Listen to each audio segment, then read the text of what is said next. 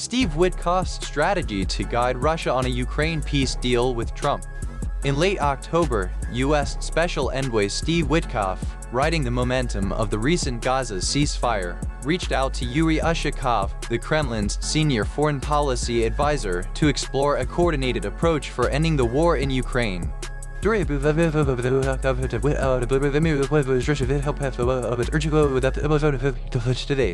He proposed that Putin initiate a direct dialogue with President Donald Trump before Ukrainian President Volodymyr Zelensky's scheduled White House appearance, using the Gaza Accord as a diplomatic foothold.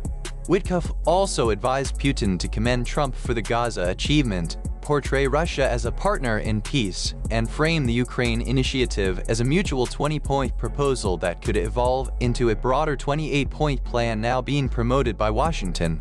The recorded exchange, obtained by Bloomberg, reveals how the envoys aimed to shape the emerging peace framework that the United States is pressing Ukraine to accept. 2 days later, Trump and Putin held a 2.5-hour call that Trump described as very productive, after which he announced an intended summit in Budapest. Meanwhile, Witkoff traveled to Miami to meet Kirill Dmitriev, a senior Russian advisor, to fine-tune the details.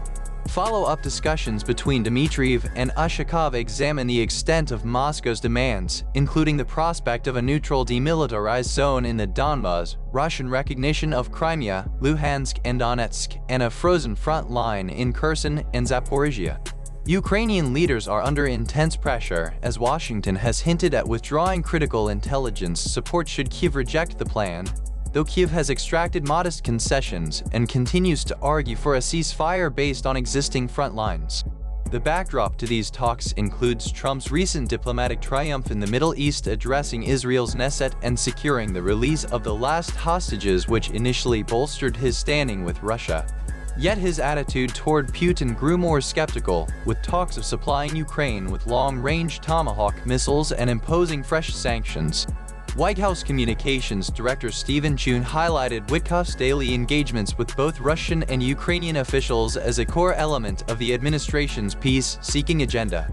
The unfolding diplomatic dance underscores the intricate interplay of U.S., Russian, and Ukrainian interests as the conflict enters its third year.